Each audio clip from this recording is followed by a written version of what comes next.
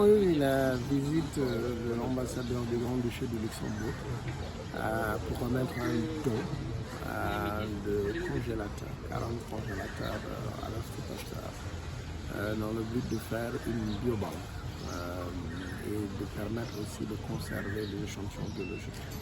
Ce qui nous permet, grâce à ce matériel, d'avoir des ressources biologiques, que ce soit des prélèvements, des virus, des bactéries, des parasites, une conservation qui va nous permettre de faire de bons diagnostics, de faire de la recherche de qualité et de pouvoir aussi former les étudiants dans ce sens, donc exécuter notre mission.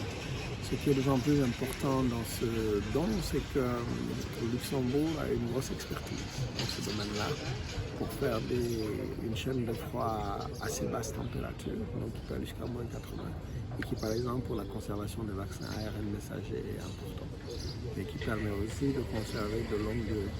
Le Luxembourg a non seulement offert cette chaîne de froid, mais aussi tout le dispositif pour faire le contrôle régulier dans la durée de la qualité de la conservation, et aussi une formation pour la maintenance de ces équipements.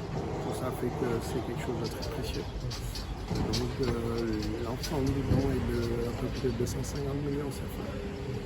Mais au-dessus de cela, ce qui est encore plus précieux, c'est l'impact que cela va avoir, parce que les échantillons, bien évidemment, sont gardés. Ce qu'on peut faire avec ce type de matériel a un impact très important en santé publique, en recherche et en formation. Et bien évidemment, quand on parle de conservation de vaccins, c'est un domaine dans lequel la formation à ces aspects-là, c'est toute une série d'informations qu'il faut donner aux étudiants. D'abord, il faut savoir que les conservations longue durée, on va lyophiliser le produit. Ça veut dire qu'on va enlever tout l'eau et à cause de ça, il pourra être conservé à des températures moins basses ou ambiantes.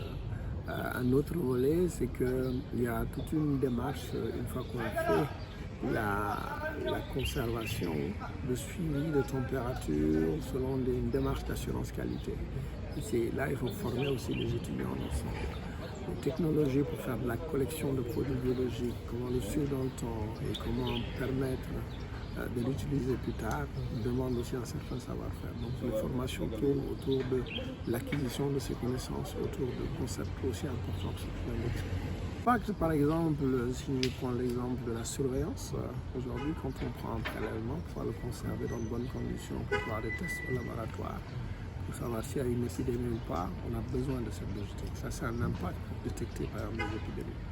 Quand on prend un prélèvement et qu'on veut plus tard évaluer à partir de ce prélèvement ou développer de nouveaux tests diagnostiques, c'est grâce à cette bonne conservation qu'on pourra créer de nouveaux outils de diagnostic. Et donc ça, c'est un autre impact dans la recherche de créer de nouveaux dispositifs médicaux pour une meilleure santé publique.